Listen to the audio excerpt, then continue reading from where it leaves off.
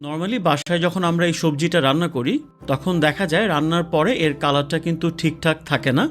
আর তাই এই সবজির কালারটাকে ঠিক রেখে কিভাবে এই রেস্টুরেন্ট স্টাইল চাইনিজ ভেজিটেবলটা আপনারা বাসায় রান্না করবেন তার সব ধরনের টিপস অ্যান্ড ট্রিক্স থাকবে আজকের এই ভিডিওতে। সো আর কথা না বাড়িয়ে let's go to my kitchen and cook. আজকের এই চাইনিজ ভেজিটেবলটা রান্নায় আমি 4 থেকে 5 ধরনের সবজি ব্যবহার করব। সো প্রথমেই আমি সবজিগুলোকে কেটে নিচ্ছি বা সবজিগুলো প্রসেস করে নিচ্ছি। আমি এখানে নিয়ে নিচ্ছি একটা চাল কুমড়া বা জালি কুমড়া। তবে এই জালি কুমড়ার খোসাটাকে কিন্তু আমি পুরোপুরি ছাড়িয়ে ফেলবো না। ছুরির সাহায্যে এইভাবে একটু আলতো হাতে সেটাকে সামান্য আঁচড়ে তুলে ফেলবো। আমরা যদি এখানে জালি কুমড়ার বাহিরের খোসাটা পুরোপুরিভাবে ছাড়িয়ে নেই তাহলে কিন্তু জালি কুমড়াটা একটু সাদারে টাইপের হয়ে যাবে, যেটা দেখতে ভালো লাগবে না। আর জালি কুমড়ার বাহিরের খোসাটা যদি আমরা ফেলে না দিয়ে এভাবে পরিষ্কার করে নেই তাহলে কিন্তু এখানে একটা সুন্দর সবুজ কালার আমরা পাবো, যেটা রান্নার পরেও দেখতে ভালো লাগবে। এবার আমি জালি কুমড়ার মাঝের অংশটাকে ফেলে দিয়ে এটাকে পাতলা করে স্লাইস করে নিচ্ছি।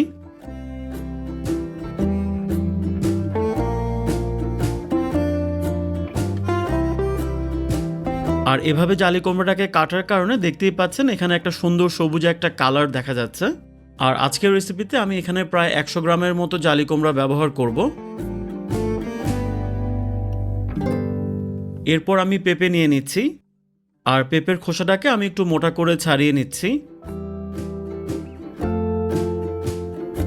আর পেঁপের এই উপরের অংশটাকেও ফেলে দিতে হবে।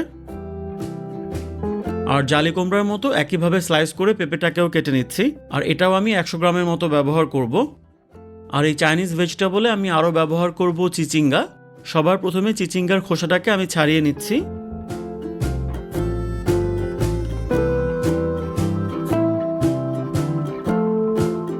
আর এটাকে মাঝ বরাবর কেটে এর যে মাঝের সাদা অংশটা আছে সেটা ফেলে দিব। তারপর আমি ঠিক এভাবে এটাকে স্লাইস করে নিব। আর চিচিঙ্গাটাও এখানে 100 গ্রামের মতো আছে। আর একইভাবে আমি গাজর স্লাইস করেও এখানে অ্যাড করছি। আর গাজরটা আমি এখানে নিয়েছি প্রায় 50 গ্রামের মতো। সেই সাথে আমি এখানে কিছু ফুলকপিও অ্যাড করে দিচ্ছি। আর এটাও প্রায় 50 গ্রামের মতো হবে। এই চাইনিজ ভেজিটেবলটা রান্নার জন্য আপনারা কিন্তু আপনাদের পছন্দ মতো যে কোনো সবজি ব্যবহার করতে পারেন। এই সবজিগুলোকে এখন সেদ্ধ করে নিতে হবে। সেজন্য আমি একটা প্যানে পর্যাপ্ত পরিমাণ পানি বসিয়ে দিয়েছি। এর মধ্যে অ্যাড করে দিচ্ছি 1 চা চামচ লবণ।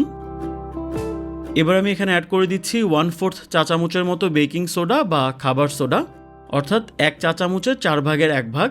আর এই রেসিপিতে বেকিং সোডার কী কাজ সেটা আমি আপনাদের সাথে একটু পরে শেয়ার করছি। লবণ আর খাবার সোডাটাকে পানির সাথে সামান্য মিশিয়ে নিচ্ছি। পানিটা ফুটতে শুরু করেছে। এবার আমি এখানে সবজিগুলো অ্যাড করব। সবার প্রথমে আমি এখানে অ্যাড করে দিচ্ছি জালি কুমড়া আর পেঁপে। আর এটাকে আমি প্রায় 1 মিনিটের মতো এখানে সিদ্ধ করব। ঠিক 1 মিনিট পরে বাকি সবজিগুলোকেও আমি এখানে অ্যাড করে দিচ্ছি। যেহেতু জালি কুমড়া আর কাঁচা পেঁপেটা রান্না হতে একটু বেশি সময় দরকার, তাই আমি এটাকে 1 মিনিট আগে অ্যাড করেছি। এবার বাকি সবজিগুলোকেও আমি প্রায় 2 মিনিটের মতো এখানে আরও সিদ্ধ করব। আর চাইনিজ ভেজিটেবলে সবজিটা সেদ্ধ করার সময় যেই সবজিগুলো রান্না হতে কিছুটা বেশি সময় লাগবে এই ধরনের সবজিগুলো আপনারা একটু আগে অ্যাড করবেন।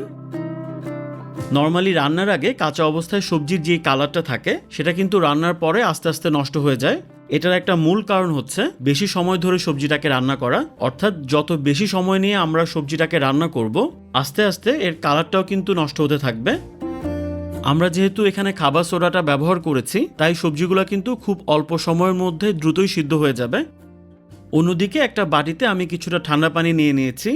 তার মধ্যে এক্সট্রা আরও কিছুটা বরফ অ্যাড করে দিচ্ছি। আর এখানে কিন্তু এই সবজিটা অলরেডি 80%-এর মতো রান্না হয়ে গেছে। এবার সবজিগুলোকে আমি তুলে নিচ্ছি আর এই ঠান্ডা পানিতে দিয়ে দিচ্ছি। আর অল্প সময়ের মধ্যে যেহেতু সবজিটা রান্না হয়ে গেছে সেই কারণে সবজির কালারটা কিন্তু এখনও ভালো আছে। আর আমরা যদি বেকিং সোডা ছাড়া এই সবজিটাকে সিদ্ধ করতাম তখন দেখা যেত এই সবজিটা রান্না হতে আরও 4-5 মিনিট বেশি সময় লাগছে। আর এর কারণে কিন্তু সবজির কালারটা পুরোপুরিভাবে নষ্ট হয়ে যেত। সো কুকিং টাইমটা কমিয়ে সবজির কালারটাকে ঠিক রাখার জন্যই আমি খাবার সোডাটা এখানে ব্যবহার করেছি। সবজিটাকে এই ঠান্ডা পানিতে সামান্য নেড়েচেড়ে দিচ্ছি। আর এর ফলে সবজিটা কিন্তু খুব দ্রুত ঠান্ডা হবে, আর সবজির যেই কুকিং প্রসেসটা আছে সেটাও বন্ধ হয়ে যাবে। সবজিগুলো যদি আমরা গরম পানি থেকে তুলে সাথে সাথে বরফ পানিতে না ডুবাই বা না ঠান্ডা করি, তাহলে কিন্তু সবজির রঙটা আস্তে আস্তে নষ্ট হতে থাকবে। সবজিগুলো পুরোপুরিভাবে ঠান্ডা হলে আমরা এটাকে পানি ঝরিয়ে একটা বাড়িতে তুলে নিচ্ছি। এবার আমি মূল রান্নায় চলে যাচ্ছি। একটা প্যানে আমি দিয়ে দিচ্ছি 1.5 থেকে 2 টেবিল চামচের মতো তেল। আর এই সবজি রান্নায় আপনারা কিন্তু বাটার অয়েলটাকেও ব্যবহার করতে পারেন। বাটার অয়েলটা ব্যবহার করলে সবজিটা খেতে আরও বেশি টেস্টি হবে। তেলটা গরম হলে আমি এখানে দিয়ে দিচ্ছি প্রায় 1.5 চা চামচ রসুন কুচি, সাথে দিয়ে দিচ্ছি 1 চা চামচ আদা কুচি। এই আদা আর রসুনটাকে তেলের মধ্যে সামান্য ভুনে নিচ্ছি। আদা আর রসুনটাকে সামান্য ভেজে নেওয়ার পরে এবার আমি এখানে অ্যাড করে দিচ্ছি 1/2 কাপের মতো পেঁয়াজের কলি। আপনারা চাইলে পেঁয়াজটাকে একটু বড় সাইজের টুকরা করেও এখানে অ্যাড করতে পারেন। দিয়ে দিচ্ছি 4 থেকে 5টার মতো কাঁচামরিচের ফালি। আপনারা কতটুকু ঝাল খেতে চান তার উপর ডিপেন্ড করে আপনারা এখানে মরিচটাকে অ্যাড করবেন। পেঁয়াজ মরিচটাকে সামান্য ভেজে নিয়ে এবার আমি এখানে সবজিগুলোকে অ্যাড করে দিচ্ছি।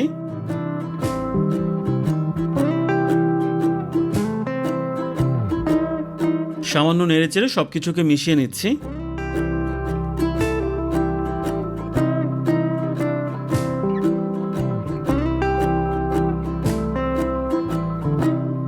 এবার আমি এখানে অ্যাড করে দিচ্ছি 1 টেবিল চামচ লাইট সয়া সস।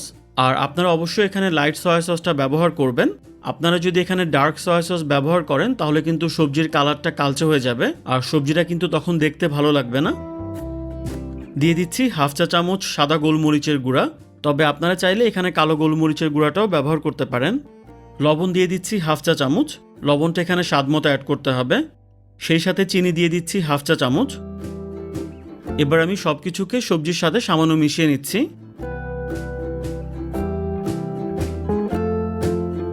এবার আমি এখানে অ্যাড করে দিচ্ছি প্রায় 1.5 কাপের মতো চিকেন স্টক।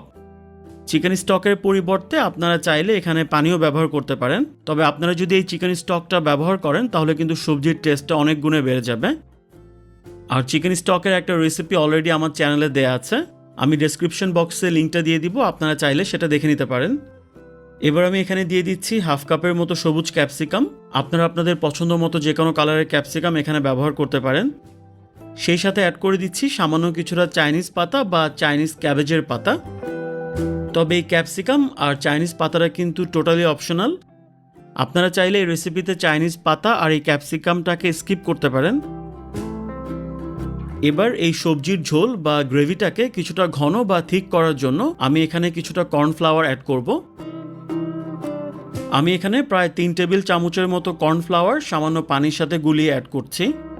আর সবজির গ্রেভি বা ঝোলটাকে আপনারা কতটুকু ঘন করতে চান বা পাতলা করতে চান সেটার উপর ডিপেন্ড করে এই কর্নফ্লাওয়ারটা আপনারা ব্যবহার করবেন। আর এই কর্নফ্লাওয়ারের মিশ্রণটা সবজিতে দেওয়ার পর আপনারা কিন্তু সবজিটাকে নাড়াচাড়া করতে হবে, তা না হলে কিন্তু এই কর্নফ্লাওয়ারটা দলা পেকে যেতে পারে বা দানা দানা ভাব হয়ে যেতে পারে। আমার এখানে কিছুটা লবণ লাগবে, সামান্য লবণ অ্যাড করে দিচ্ছি। দেখতেই পাচ্ছেন সবজির গ্রেভিটা কিন্তু এখানে ঘন হয়ে এসেছে। আর রান্নাটা কিন্তু এখানে প্রায় শেষ। এবার আমি চুলা থেকে নামিয়ে এটাকে সার্ভ করব। আর আপনারা নিশ্চয়ই দেখেই বুঝতে পারছেন যে সবজির কালারটা কতটা পারফেক্ট হয়েছে।